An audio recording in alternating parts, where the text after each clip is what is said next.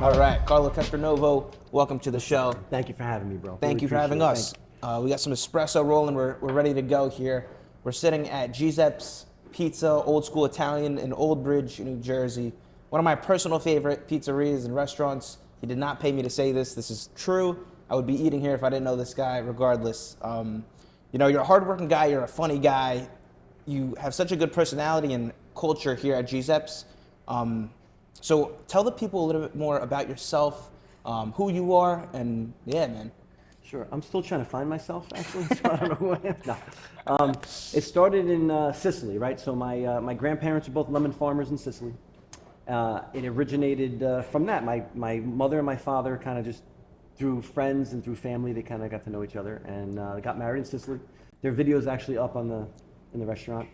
You know, like most immigrants, they come to America for a better life. So my father, right after they got married, pretty much for their honeymoon, they came to America and they pretty much stayed. My uncle was in construction at the time, so my father got a job in construction. And if I'm not mistaken, they were building pizza shops in Brooklyn. So, they settled in Brooklyn, Bensonhurst, Bay 38th Street, for those Brooklyn guys out there and girls. And 4 older brothers, all raised in a little apartment. And then they came to Jersey. And they started, because they were building pizzerias, they opened a pizzeria. In Sayreville, New Jersey, the first pizza shop was called Mini Mall Pizza. And I was born in Jersey. So they're like, you were born in Jersey, why do you have this accent? I said, well, I was raised in an immigrant home with broken English, and then 4 brothers with that Brooklyn accent, and then there's me, a schmuck that has all of them mixed up together. So, and then I was raised, went to Sayreville High School, all of us. My oldest brother graduated with Bon Jovi, which is kind of cool. Nice. And that's really how we kind of got here. And I grew up in the pizza business. For sure. So I was gonna say, you grew up and pizzerias were a normal thing. Like you said, your dad, they were building them. You've been in the pizza business your whole life. What age do you think you really started working and getting your hands dirty here? Well, I remember as a kid with my G.I. Joe guys, my uncle, we'd go visit like my uncles or my cousins at their pizza shops, and they'd give me a ball of dough, and I would play with the guys in dough. So I guess I started there, even though that's kind of silly. But when I really started working, would be in Mini Mall Pizza, which is now called Santino's Pizza. And I would sit there, I would help wash dishes, I'd help make a pizza, or I would cook, I would make a dough, I'd make turtles out of it, I'd make bread. It was just, we would just play around and have fun. And then really when I started probably teenage, 12, 13, is when I really started like putting hours in. Hey, we need you this day, and I would just go right after school. Wow. I remember, going home, dropping my books, jumping the fence, running up Erneston Road, and going right to the pizza shop and wow. Working. So from the jump, you were in. From the jump, man. Yeah, man. So let's talk about Giuseppe's, which was formerly Giuseppe's. Mm-hmm. How long has this been open? So this used to be Santino's as well. My brother Anthony from Santino's opened up his second Santino's here in Old Bridge. So we're going way back. And then he would try to, build it up, and then he would have someone run it. Not like a franchise, but someone would run the place, and they didn't really do too well, right? Because he was focusing on his. Yeah. So then that guy would leave, he'd come back, he'd build it up again 3, 4, 5 times. And then finally, at the very end, one of his workers, the family worked with all my families, because don't forget, all my brothers in the pizza business, and my cousins. So we got, I don't know, I'm going to say a total of maybe 14 that we know really well. Throughout Jersey and New York? Throughout Jersey. Okay. Just Jersey. Got it. So then one of his workers came, and he changed it to, because it was Santino so many times, and kind of with other people working it and not caring, they would just, let it, run to the ground kind of. It would close down, Brother Anthony would come back, build it up, it was great, give it to or sell it, whatever it was that he was doing. And I guess eventually it turned into Giuseppe's? One kid came in, his name was Joey, and he put his Italian name on it, Giuseppe's. And he spelt it wrong. There was an extra S in the name. Damn. So I'd have people calling me Was like, that when I took intentional, over. or? I'm not sure. I don't know, man. I really don't know. All I know is people were calling me and they were saying, you spelled Giuseppe's wrong. And I was like, the extra S is for savings. Just gotta go with it. Yeah, I was just like, yep. So you come with us and you're safe. But then we just kept it for, he just changed the name literally like 6 months. He came in, changed the name. 6 months later, he goes, I'm not doing this, I'm out. So Wow. I didn't want to like change the name again. And just, Yeah. So I just kept it. My uncle's name is Giuseppe, so I kind of like, and he kind of like knew us all, so I kind of like, made it, Yeah. people ask me, I'm like, my uncle's name is Giuseppe. Exactly. And I kind of like hope they don't ask me any more questions about that. I'm like, so it's my uncle's, right? But no, it was, that's how it kind of just got the name. So I kept it. But I remember like it was little folding menus, and I came in, and how I actually slowly built it up was I was the new owner, and I remember calling my brother at Santino's, can you spare a pizza man for like, like an hour for me, please? Like I really need this. He goes, all right, I'll send a guy over. And before I would get a box, I'd get mini cannolis, and we're talking almost 20 years ago. Wow. I get mini cannolis, I'd wrap each one, I'd have like 50 or 60 cannolis, take a bunch of menus, whatever paraphernalia I had, pens, cards, whatever. And I'd be like, oh, thanks so much. And I'd run out and I'd go to the local businesses and I would introduce myself. Hey man, I'm the new owner, Giuseppe's, here's the menu, here's some free cannoli. And I would slowly start, getting business. And we had these lunch specials where we would just make them up. So we would like go in the back and, all right, what do we got? We got a lot of broccoli rabe. All right, tomorrow's specials. And I would fax it to all the offices. Oh, I see. And that actually originated from my older brother. They're all my older brothers. I'm the baby. But my brother Frankie started that, if I'm not mistaken, in Livingston. He had a hospital by him. Fax out lunch specials. When faxing Smart. was a thing, now there's no one faxes That's an anymore. automated text message. Text message or emails, which gets lost in the junk. But they had no choice. These offices would go to work. Mm-hmm. They'd get all their faxes, prescriptions, and then there'd be whatever, Master Pizza or Fortissimo Pizza, Giuseppe's Pizza. Oh, hey girls, this is the lunch specials today. So it was in their face every day, and we built up our lunch business like that, which was awesome. I see. Now you really don't fax anymore, and plus they're building restaurants in this area like crazy, Yeah, like I know. lunch places. Yeah. So, but we're doing okay. I'm happy. That's great. I mean, it's an awesome story. And then for those of you who don't know, they recently renovated. This spot that we're sitting in was a barbershop, or was this? This is the original Giuseppe's. Okay. Giuseppe's right here. So let's go back. So you renamed the place into Giuseppe's. Yeah. And what was kind of the vision behind that? I got the place next door, and I was holding on to it for 3 years because I didn't want to lose it. Yeah. Barbershop moved. I wasn't ready, but I didn't want to lose it. So I took it. I left it for storage for a couple of years. But because I was redoing everything, originally I was just going to bust the wall down, but the place was so old. It was like, I think, a bakery at one point. Then it was a fried chicken place. Mm-hmm. So everything was in place at all these different places. It wasn't really set up right. So I just kind of like took over and made it work. But I said, listen, screw it. I just got to do it. I just got to like do everything new on that side. Make every inch count, every inch in, everywhere. I want to make it nice, Exactly. So I just built it, and I didn't close down. I had the absolute best contractor. Like I could kiss the ground this guy walks on. He made everything just Sedano Construction, Al Sedano, his sons, his team. They were just professional. I'd come in with a panic, and there was no problem. Do it right away, fix it right away. Never closed down a day. We built that side, and then we switched over, and then we worked out of that side. And for 6 months, I was literally curled up into a ball because people would walk in, and there was this big black bag, electrical. You could look above. There was electrical wires like hanging, and I was like, "Holy shit!" I said, "No one's coming back here. Yeah. No one's ever coming back here. This is like the end of the end." I'd go home to my wife like, "This is a big mistake. What the hell was I thinking?" And I didn't know what to do. And I said, "If I'm going to do this, I got to rebrand." Going back to your question, I have to do something different. So. A friend of the family is a real good friend of my brother Frankie's, Damien. Shout out to him, man. And he's the one who connected us, I think, yeah, as well. he actually connected all of us together. Yeah. He, I don't know if I called him about something, and I was like, yeah, man, I'm really stuck. I don't know what to do. He goes, well, why don't we have lunch?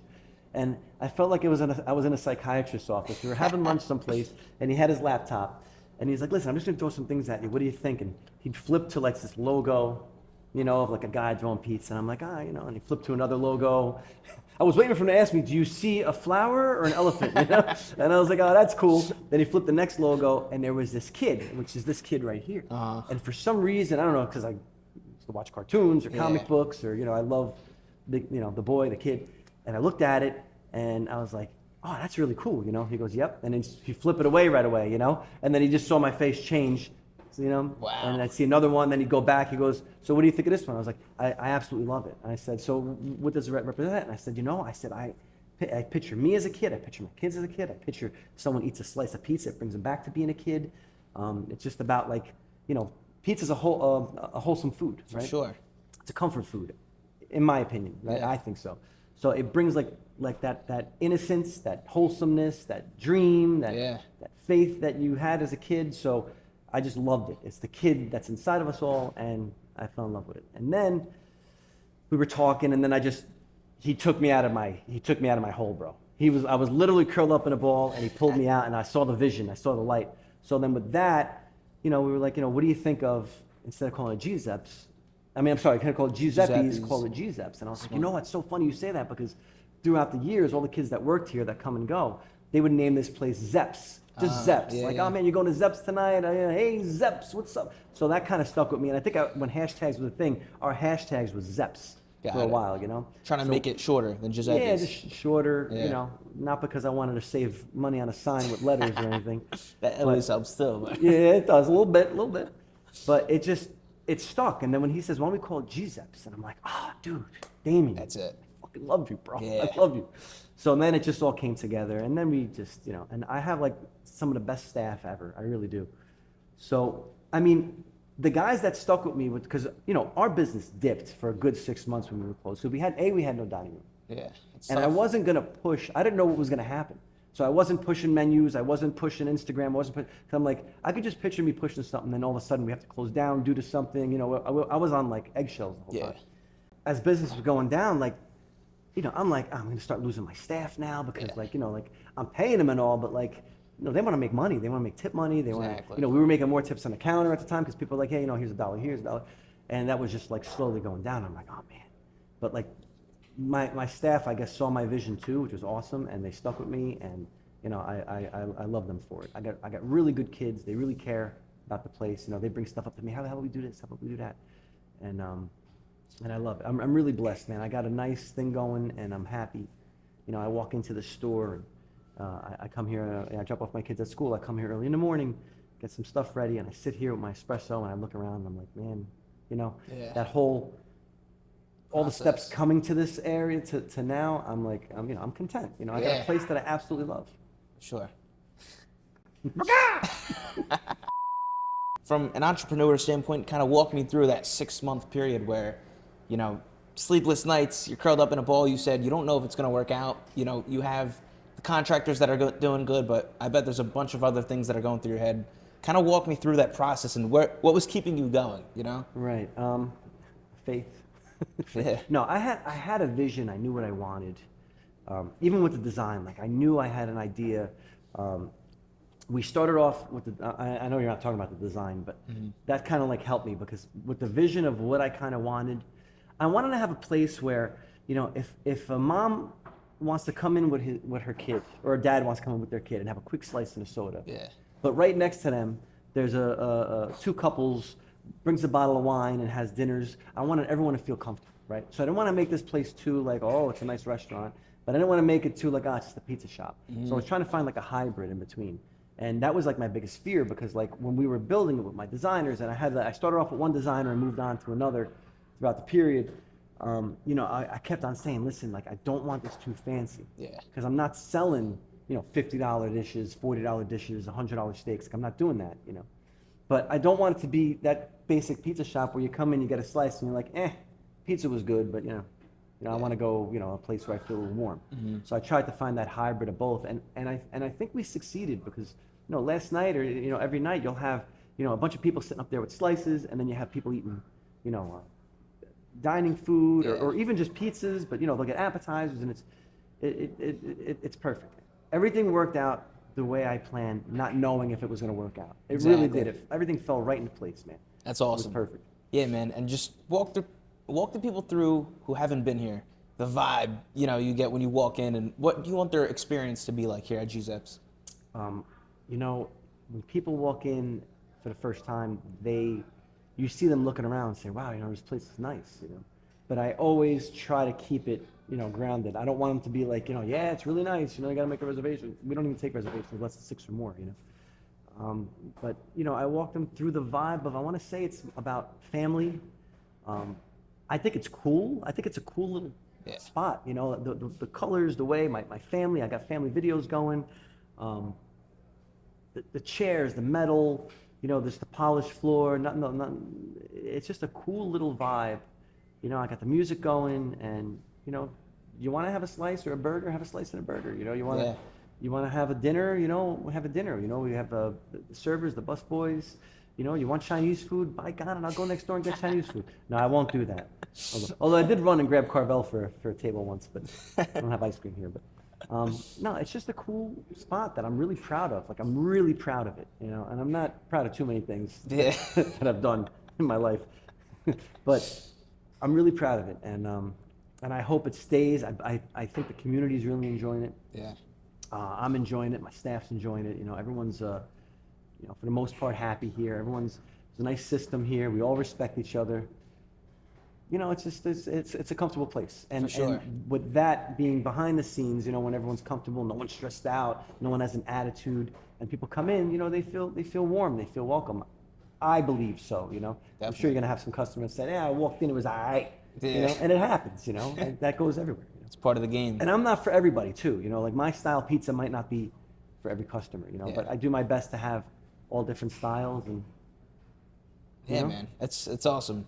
I can 100% confirm when you walk in here, we love spending time here just because, for example, the projector you have in the dining room with the old film, walk us through that. Tell us a little bit more about that. And so my mother had, I guess my parents had a projector, as they were growing up, in Brooklyn and stuff. And I guess by the time I came around, there was too many kids. On the move, they put the projector in the attic. So there's no video of me, which, I'm a little upset about now. I actually like, but everyone says, "Is that you?" So I always knew we had them, and there was the whole reel. So I sent it in. I got it on a USB. Me and my brother Santo a long time ago tried to put it in order. So we were playing it in my kitchen every night and saying, "This was here, this was here." So it's almost in order. So it starts with my parents' wedding in Sicily, and then it goes all the way to Brooklyn. Wow. Actually, there's a little bit in Jersey. When my father was involved with Roma Foods for a while, they actually, I think, opened up a hub in South Amboy, I think it was. Okay. But I was the youngest, so the stories, my brothers would know better. I was like the baby. And then, yes, there was some videos in New Jersey too. And that's really it. It's just like 3 hours worth of footage of, communions. In Brooklyn, when someone had like a birthday party in an apartment, there would literally be like 20, 25 people on a holiday or something. I think one of the pizza guys on Instagram talked about that, like how like everyone used to cram into a room in an apartment. And I was like, you know what? I have a video of it. It's true. They all sat around, 20 people, just chairs all around, and they would cut cake and this and that. Now it's like you have to have a house to, house everybody, or no one's coming in. But it was a different time. But yeah, it's just the history. I just wanted, I wanted people to feel welcome and warm. So For sure. You got that. You got the history of the videos. You got my photos. I tried to make a story with everything. Like this Vespa, when I was in Italy. I used to go to Sicily every summer as a kid. Every summer. From like the age 9 to 18. And, when I got to the age, I think it was 14, my uncle said, "Come with me," and he'd open his garage. He goes, "Here, take this Vespa for the summer." And you got a 14-year-old kid who in America, you can't drive till you're 17. I think mopeds were 16, and you have the pedals on the mopeds. Yeah. So I'm 14 years old. I was like, really? And I just navigated, and I have a thing for Vespas because it actually gave me my first freedom ever. I would go visit my cousins. I'd come home late at night. In Sicily? In Sicily, like all over. Wow. It was like the best. It was That's the best amazing. feeling. So I love Vespas now just because of that. It was part of my childhood. For sure. So dive into that a little more, because I know that's a big part of your upbringing, and hence the vibe in here. Walk us through spending the summers in Sicily. What it was like, what you remember, the best times. Probably the best. Well, the food over there is absolutely the best, but it's better when you have family. So like my cousins, my aunts, my uncles. When you start like hanging out, because there was no iPads, there was barely any TV. I think my grandparents didn't even have a TV in their house. Wow. So we, I'd wake up like, all right, what are we gonna do? So my cousins would pick me up, they'd bring me to the beach, and the water is amazing over there, and I would just learn their culture, my culture really, as a kid, and it was just awesome, I would eat foods I never heard of. Like you would literally get a lemon off a tree and they would just cut it up and dip it in sugar. And that was like a little snack. And I was like, I've never had this before. It was great, you know? So there's all these, you know, great things. And then you get to grow up with your cousins and your family.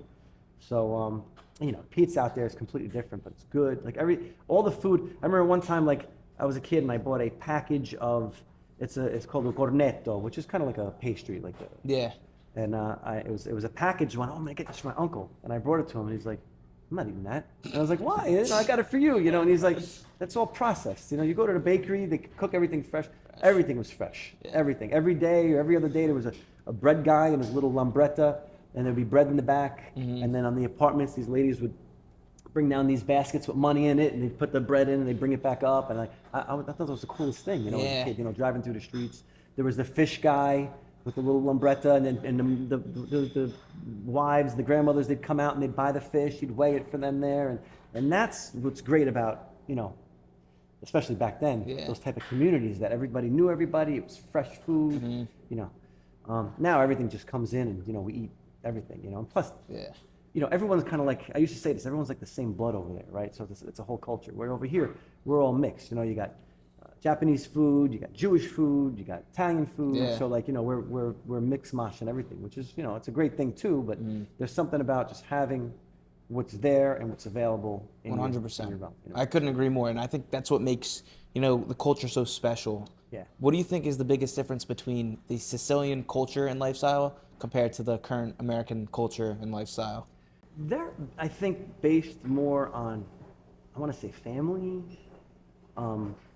There's a different lifestyle there where, like, you know, they'll work is not a priority for them. Yeah. Right? We work, it's a priority. We try to stay open as much as we can. We try to make as much money as we can because that's just the rat race here.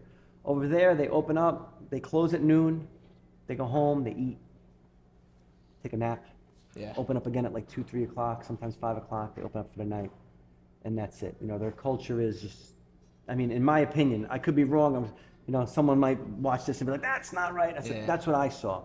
It was a different type of, like, you More know, laid hey, listen, back. you know, let's go on the piazza. Let's take we just ate dinner. We'll walk in a local piazza back and forth a couple of times to digest. We'll hang out. We'll see a friend.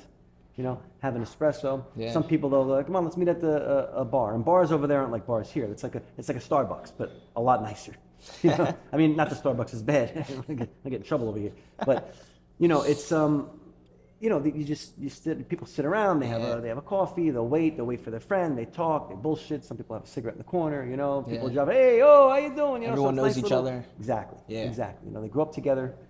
Although it is getting more condensed and bigger, but I don't know. I don't even know how to explain it really. I don't even know if I'm explaining it right, but there's just some. I mean, I think that's anywhere you go to. You can go to France, you can go to Switzerland. I'm sure you see a different type of culture, but it's more family. But I'll tell you what, it's a lot different when you grow up without these social media and iPhones. I mean, I'm not saying it's a bad thing. It's so helpful. Yeah. But I think cell phones and social media is the best and worst thing that can ever happen to our society. Like, if you use it right, it's the best thing in the world. But you know, if you're going to be doom scrolling forever, but we're going off topic. I'm sorry. We got to talk about. No, this is what I want to, you know, we dive into this. This is part of the podcast. I agree. I think it, you know, takes away from having to communicate and getting out there. Yeah. Especially like kids growing up. You know, you go out to a dinner and in a restaurant, you see kids on their phones, like, and there's no, and then they grow up and you know they're socially. Yeah, no, it's a little bit. I mean, not everyone. Listen, you know, I see it now. I mean, listen, my kids do it too. Like, they're always on their phones. I'm starting to do it now. Everyone's guilty. Yeah. Oh my God, I get home after working and let me just something will pop up on Instagram. I'm on Instagram. Next thing you know, an hour passes by. I'm like, I know. shit. You know? It's so easy to get hooked. I get hooked all the time on it. It's like bad. It's not good. It's bad, but it's good. For sure. My kids are great though. We did the best we could in the beginning. You know, we're like, all right, no phones, no electronics. Yeah. But it's just it's part of life now. So For I just hope that, you know, it goes in the right direction. You know, Definitely. with everybody. Exactly. So let's talk more about, you know, your menu, the food. What are your couple favorite dishes that you have currently on your menu? There's a lot.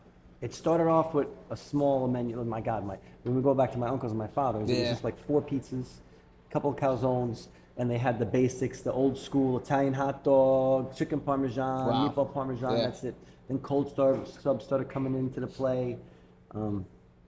a couple of appetizers like rice balls, and then it just blew up. But once we started doing those fact specials I was telling you about, where we would like every day was something different, which we still do to this day. It's just that you have to log in now. Got it. It's not in their face anymore. People got to know to log in. And something like blew up on that one thing, whether it was like the drunken shrimp parm, which was a big seller yesterday, or whatever it is, some sort of burger, and we would sell a lot of it. It would go on the menu. Like after about 6 months, man, this keeps on going. Let's just put it on the menu. It's a big seller. So my menu became from like 1 page to 2 pages. It's like huge. It's crazy. But there's some really good dishes on there. Like I think one of the most. I mean, our pizzas are really really good. They're really made. Some of the recipes are still from my parents, my father, my uncles. But there's so many things you could put on a pizza, and there's so many good ones. With the vodka sauce. Like everyone has their own thing that comes in. Lent started yesterday, so we did a lot of seafood. We did an awesome clam pie, oregano with the breadcrumbs on top. Seasoned breadcrumbs changed the game for that one. Shrimp parmesan pizzas. Our salad pizzas are a big seller. The basics. We make this upside down right now, which we're going to start promoting soon.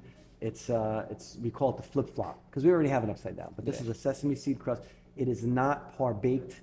It rises and we cook it raw, a thick crust, so it comes so fluffy and airy. How long does that take? We're trying to do it where you got to give us a 3-hour lead time. Yeah. So if someone orders it, we could let it rise. Exactly. But we're still wrapping because I don't want people to we got to wait 3 hours for it. But people are doing it now. People that know about it because we've been serving it by the slice only. Like last night, they called early in the day. Hey, listen, we're coming at 5 o'clock with the kids. Can you make one of those flip flops for us? Exactly. So we got it ready, and then when they came in, we cooked it for them. So I'm still trying to wrap my head around how I'm not going to do a par baked. I could let it rise and put it in the fridge, but there's so many different ways. But I'll tell you, man, it is a knockout of the park, man. Yeah. Whereas my friends will say it'll knock your Aunt Connie's socks off. It's really good, man. It's really good. They're gonna probably make it in soon, so Nice. we'll give it a shot. Yeah. But cashew chicken, which when I was doing all my runs, it's healthy. It's a chicken that we put cashew nuts on it. We grind up nuts and we season it and we put it on we bake it on a chicken, and it kind of bakes, and the oils bake it nice, and it's moist, and it's really, really good. Wow. There's so many. My new thing right now is a Napa burger. One of the undermost rated cheesesteaks for me is a pizza steak. We have it on the menu. People order it, but it's so good because you cook a cheesesteak and you put tomato sauce and mozzarella cheese on it. Awesome. I can go on forever. I mean, I love my chicken Dora with the potatoes. I think we put a video out on that. We sold a bunch of them. People loved it. It's a great winter dish with the sausage and the potatoes. Yeah. Nonnino, which is my grandfather's dish that he used to make us. My mother used to make us. My father used to make us because zucchinis were big in Sicily. So we would slice them up and fry them with just garlic and oil and a little bit of ricotta salad on top. And the pasta's like an angel hair kind of, or like a we do spaghetti. My grandfather used to do spaghetti. Got it. Yeah. Nice. But it was a big seller when we first opened because that was my grandfather's dish. It's on the walls everywhere. It's part of my family. It's an authentic Sicilian dish, if you ask me. So I mean, it's endless. We make a lot of good products here. For sure. If you were going to the electric chair tomorrow and you had one last meal, and you had to pick off the Giuseppe's menu, what would be? Jeez, I was gonna say anywhere. I was gonna say Peter Luger's burger and stay in the steak. Well, we could do both. We could do a meal anywhere and a meal from Giuseppe's. So anywhere, I'm gonna say, for some reason, Peter Luger's. Although the Butcher's Block, man, has been knocking it out of the park for me. But Peter Luger's is, they have, I think, the absolute best cheeseburger ever. And they only serve it for lunch. You got to go for lunch. Wow. It's just, you don't have to put anything on it. It's just straight the up. burger, onion, raw onion, cheese, and that's it. And the bread, and it's just the juices from that aged meat. Holy moly. Yeah. You want to go there? We'll go right now. We'll go today.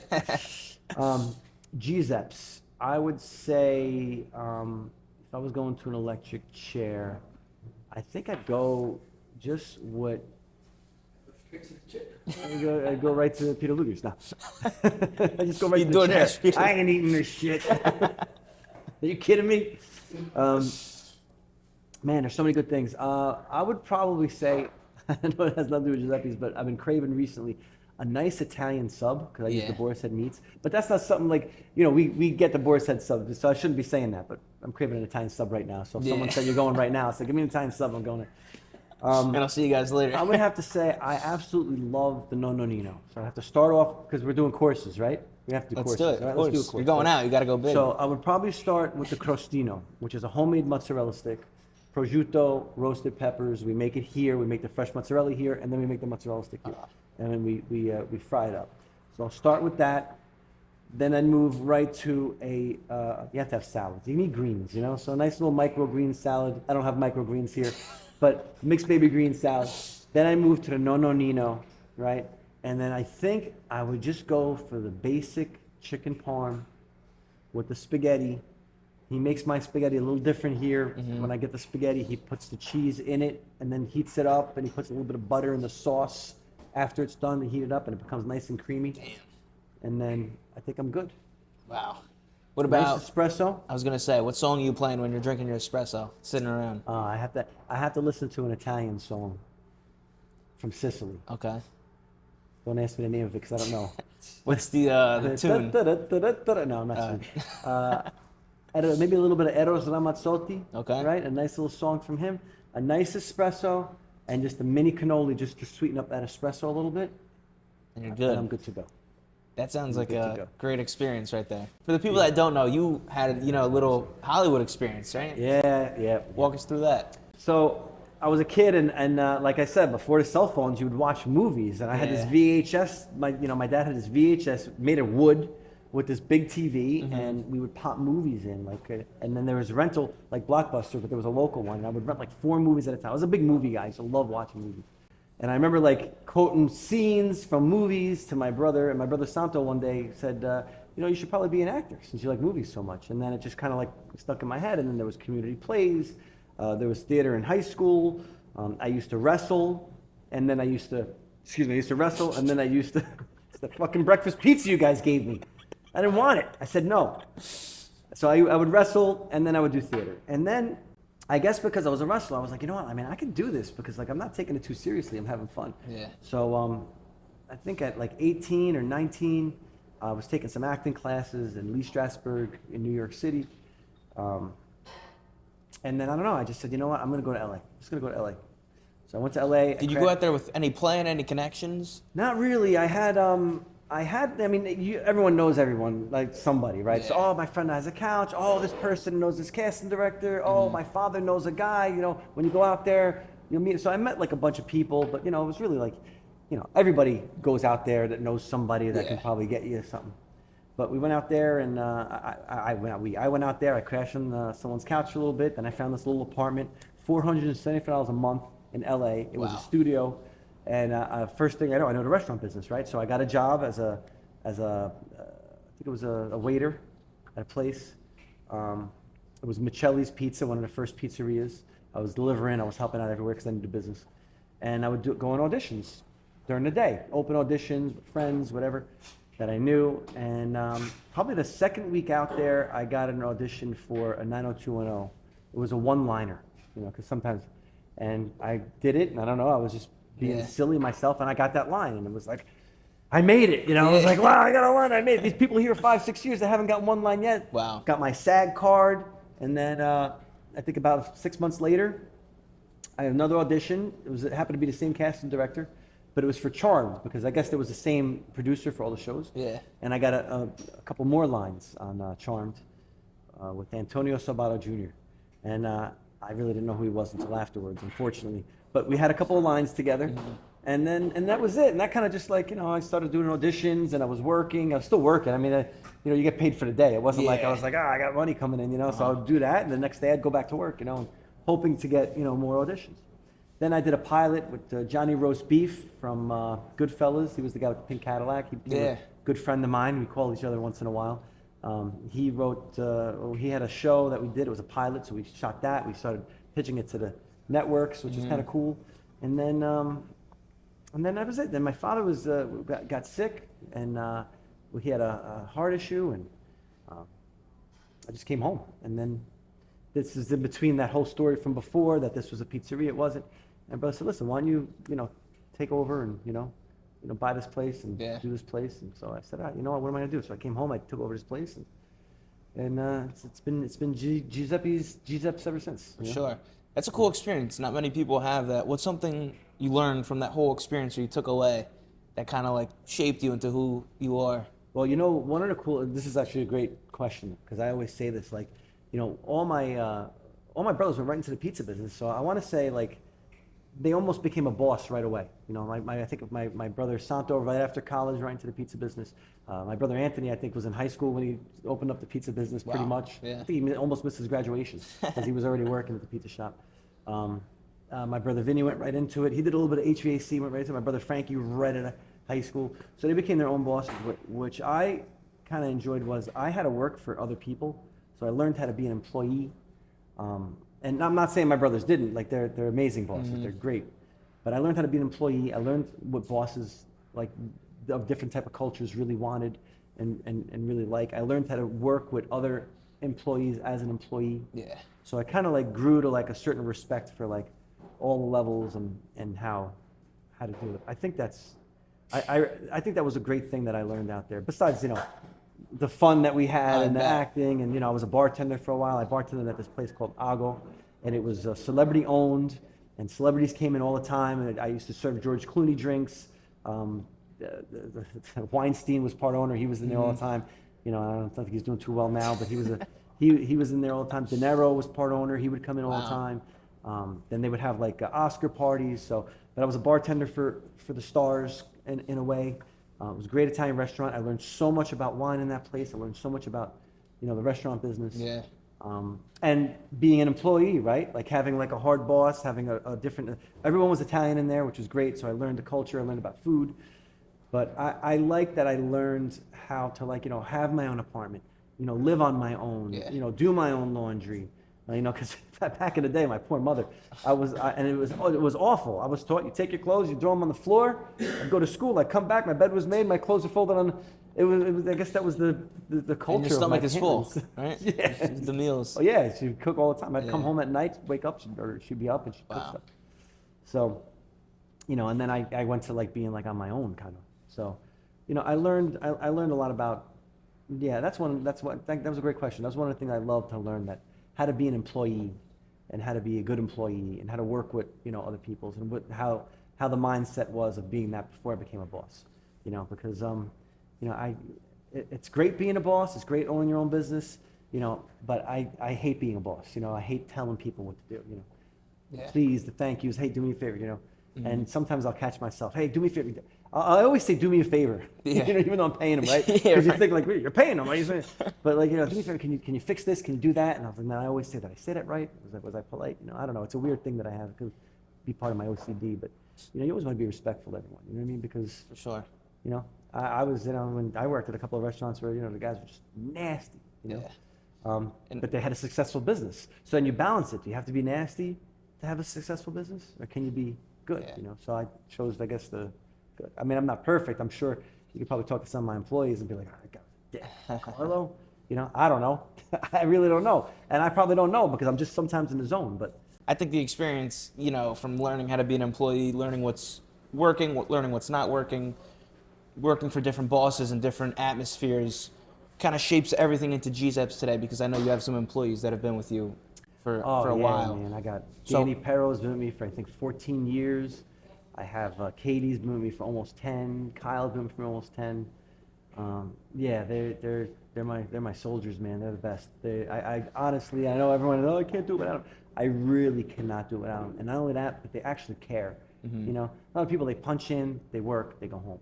These guys, like they'll like text me, hey, what are we doing for Valentine's Day? Are we gonna start decorating? And it's like, yeah, definitely, we should do something, So, or they'll have an idea and they all communicate with each other if there's like a big catering or something like that. So I'm really blessed to have a great foundation. We had a couple of bad apples come in and out of here, and they kind of just weed themselves out. I don't think we fire too many people. I mean, it's not. First of all, it's not what I do. They kind of just weed themselves out, or they figure it out where they could all work together. So, but yeah, I got some good people been here for a long time. They usually stay. I try to take care of them the best I can, and I can 100% can. Some of my kitchen staff's been with me since like 15, 16 years. Wow. Can't do it without them, 100%. Nah, and they probably love working in an environment where, working for yourself, like where you take care of your employees, you ask them to do favors, meanwhile, you're paying them to be here, but just the respect, it kind of goes both ways, which is cool. What do you think is from a boss's perspective is important for other like entrepreneurs to learn from that something you do right and something that works as a boss? Well, for the customer, well, for employee wise, I would say, not that I'm like great at it, but just have a certain respect level for everyone. Make sure we all work together, make sure we all talk, the right way to each other, and just try to be like a family. Yeah. I would have to say. For the customer wise, to have a good business, I would just say honesty is really important. People aren't stupid. You have to like be sincere. I always tell my guys, just be sincere, be yourself. When you're talking on the phone with someone or when someone's in here, look them in the eye. Don't be like, what's your order next? Make them feel, there was an old saying I would say, when people walk in, I want them to feel like confetti's falling on, which is kind of like a little bit, hard to do, but especially when you're busy. But, you want to make people feel welcome. You want people to feel warm when they come in. And I always tell them all the time, I said, just, if a delivery's late and they, hey, where's my delivery? Just like, it's on its way, have some compassion, because like what they're going through, I always tell people have empathy. Like when you're talking to someone, try to put yourself in their shoes all the time. That's the most important thing, I think, with anything, just with life. When you're talking to someone, try to put yourself in their shoes when you're talking with them. So like what's going on the best you can. So if a customer's mad, you want to say, listen, I understand, do me a favor. I know it's on the way. I'm going to call. Do you want to wait on the phone while I call the driver? And I'll call the driver, and with them on the phone, I'll be like, hey, how far are you from, XXY Cindy Street, whatever it is? And they'll be like, I'm 3 minutes. I just got on the phone 3 minutes. Okay, thank you very much. And I'll do that while we're busy. Yeah. Because that one customer is important. Not, he'll be there soon, all right? I promise you, bye. Click. Like I won't do that. I'll always try to like make everyone know every step of the way what's going on. As opposed to saying, it should be there any minute. Hey, did that pie leave yet? Yeah. To just say that, you're right. actually. I want to try to like walk them through the experience. And if we messed up and it's our bad, I'll let them know. Oh my God, I'm so sorry. We don't have that ticket. It must not went through. I'll send you the food. It's on me. For next time. Like you want to try to build a relationship with all your customers. For sure. So, I think that's really important. And you win some and you lose some. Some people are just like done. They're just like, and some people, they get it. And it's like I feel like it's like people will come here and then they'll get tired of it. They'll go somewhere else and they'll come back. It's just I've been here for it's going on 20 years. Real soon. Yeah. 20 years. That's awesome. And I'll tell you, this community, the people, I have so much fun. They're such great people. We have a lot of fun with my customers. Even yesterday, I'm busy. The people come in, they bust my chops, I bust their chops, or smile on their faces. It's nice. It's beautiful. I really enjoy what I do. I think because of the people. I love making the food, but and you get all types of people. You got the nasty, which I get a kick out of. Yeah. You got the fun, and sometimes I'll get the nasty people to laugh. Sometimes, you got the fun, you got the quiet, it's just great, and I love it, and I feel like it builds me also as a person to learn about certain people and know about them or talk to them, and Exactly. maybe I'll say something, I'm like, oh, maybe I shouldn't say something like that. Yeah. Trial and error. So, yeah, So, but I absolutely love it, and I love the food here. Did we finish the electric chair question? Did I? Yeah, we the did. espresso. Okay. We can go back to that if you want to add something. But yeah, listen, I mean, when we come here, we see you walking around, touching every table, make sure you talk to everyone, and I try. you make people laugh. Yeah. It's like that's a whole big part of the reason they all come back outside of the food, So it's like. I think so. For sure. I think hospitality is half the battle. I really do. I think that's real. And I think 618. Yeah. Last podcast. That podcast that I saw. I mean, I think that was a great one. All yours are great, by the way. You guys should check it out. The name of it is Dropping Knowledge. Dropping Knowledge. I watched a couple of them. Very good questions, and you learn a lot. So make sure you jump into that. And then, but I met you guys also through Digital Presence, through Damien, which does all my social media. So shout out to Digital Presence. They do an amazing job. Really, really good kids, man.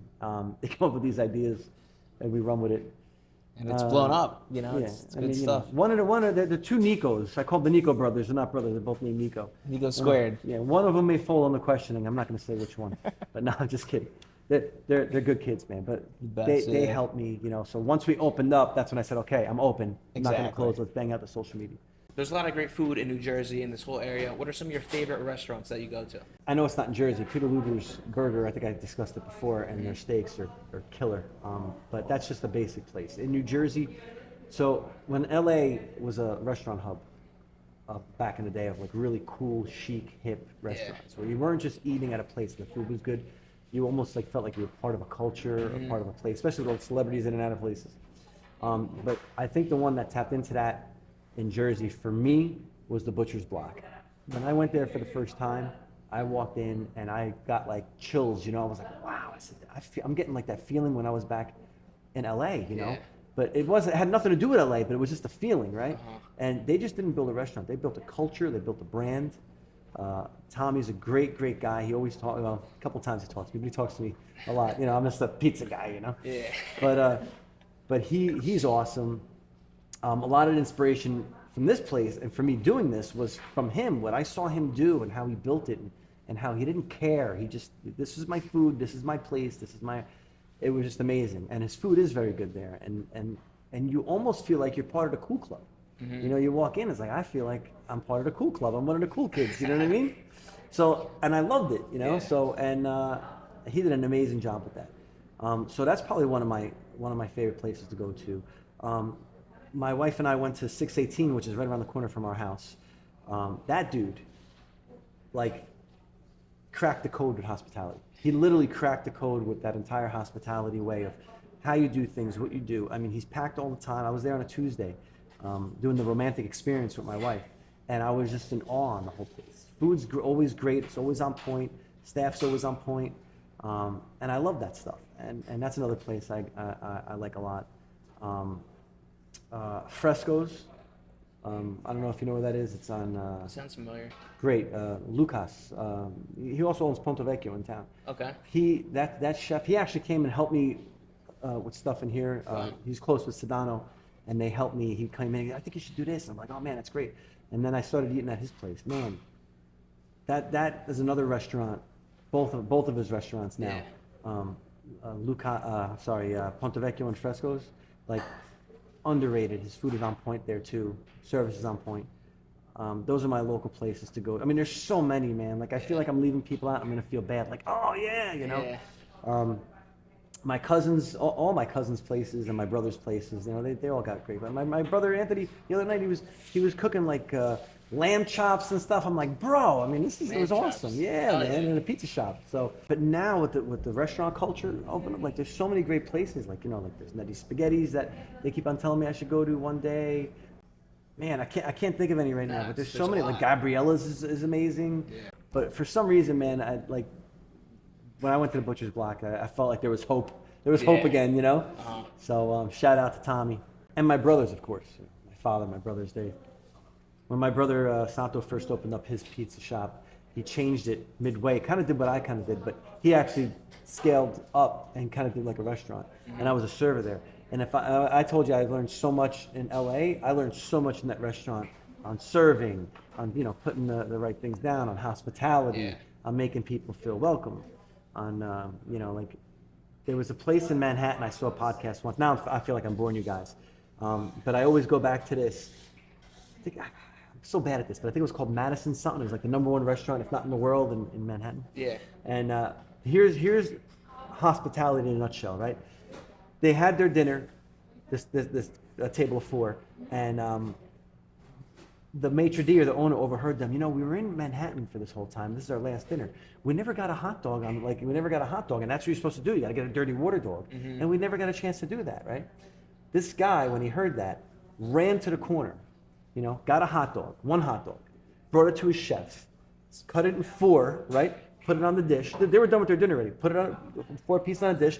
He put the little mustard, made it like, because I guess it was like I don't know if it was a Michelin star restaurant or whatnot, and brought it to them, He looked up, what's this? I said, well, I overheard you, and you didn't have a hot dog. It was your last dinner, so I figured I'd bring this to you, And they loved it, and they couldn't believe it, and that to me is like the hospitality. When I hear someone that says, oh man, I'd like to try that slice. Sometimes I'll be like, really, you never tried this before, And I would either cut a piece of it to let them try it or something like that, or it's just all about, There's an old saying that my brother Santo taught me, which I'm sure someone taught him. People will forget what you say to them, and people will forget what you do to them. but people will never forget how you make them feel. That's really important, right? So you could say whatever you want, they'll forget. Do stuff, they'll forget. But that feeling that you made them feel, whether it was a good feeling or a bad feeling, anxiety, whatever it is, they'll never forget that. So they'll associate that with you. So that's the whole point of people coming in here. I want them to feel good. I want people when they leave, they were really nice to me. They like this place. That's the whole point of this whole thing that I do. It's all about the hospitality for me. Another thing that my brother taught me: when you look at a tombstone, right, you have a born date and you have a death date, and in between that date there's a dash. And every time I look at that dash, I always say, man, that's that person's whole life. Their whole life is a dash. So you got to make that dash count. It's all about the dash.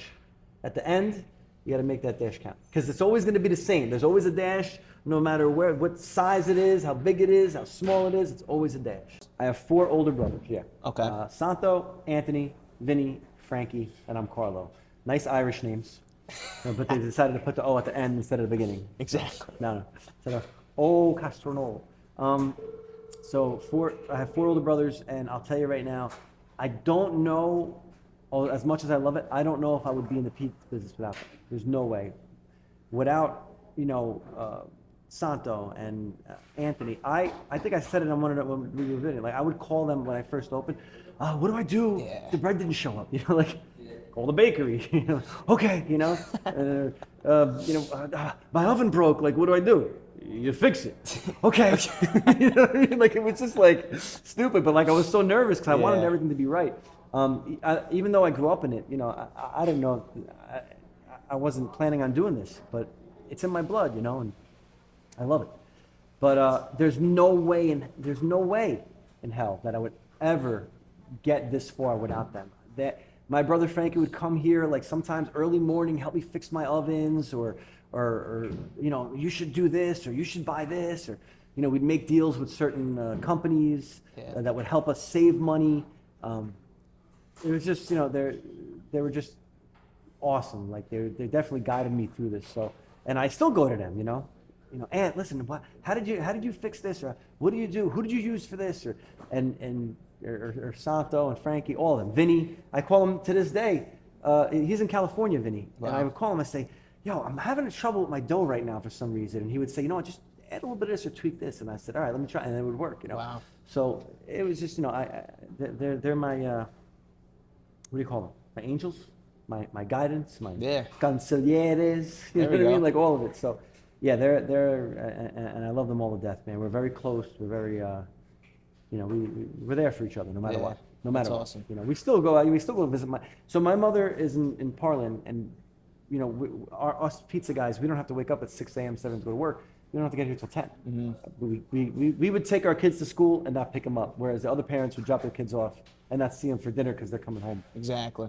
Or the opposite. They wouldn't see them in the morning, whatever it is. Yeah. You'd see them in the morning and then... So we would drive, and my mother's right here, so it was kind of like a hub. So we'd go there early in the morning, 9:30, we'd have our espresso, we'd hang out. Yeah. We'd get my mother's blood pressure up, get her mad, that's her exercise of the day, and then we'd all split, which I thought was great.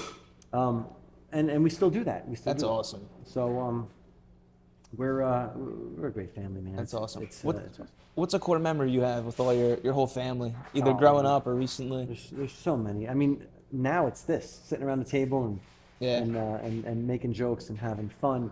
I was the youngest, so all my brothers were working when I was still, watching movies in the old VHS player. Man, there's so many. I would say we all took a trip to Sicily for a wedding. That was a lot of fun.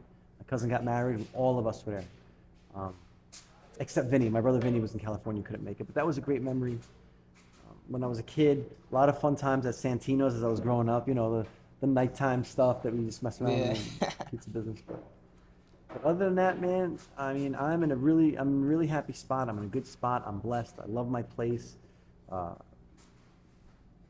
Customers are awesome.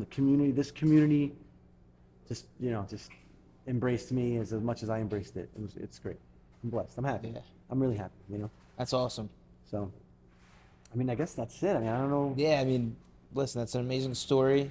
I don't know if it helped you. I think I just talked about myself. I talked a lot. That's what I'm here for. I wanted to learn. I feel like I was supposed to teach you something to learn. I feel like people are gonna like. It's actually a therapy session. You're probably gonna lose. You owe me $50. followers. Yeah. Write the check in the mail. No, I love I feel this. better now. Yeah, right? Yeah. I mean, I love it because you walk through your story coming from Sicily, the background in Hollywood, getting into the pizza industry young, like, and building this culture. Like you said, your employees, the food, the ambiance here, it all comes together. And like you said, you're content. You know, what you've built is something that, you know, you're proud of. And there might be people that are multi-millionaires out there who don't have this and they feel broke on the inside. But, you know, everyone could tell you're a happy guy. You know, you could take a situation that's terrible and everyone could leave laughing somehow. You know, with a little espresso and maybe a joke, you know? Right, So, it's important. exactly. So It's important. thank you for making some time, having us in your restaurant. And it was an Oh, amazing. bro, thank you so much for having me, course. man. Good luck. I hope the thing blows up on you, man. Yeah. I think you're doing a great job. Thank you. And, you know, I wish you all the best, man. And like I said, I hope I gave you something good, and whoever's course. watching, I gave you something good. And if not, if you lose followers from this, just Part of the delete game. it. Delete it. Take it off. No, I'm just kidding, man. No, but thank you for having me. Really, course, it was really man. cool, man.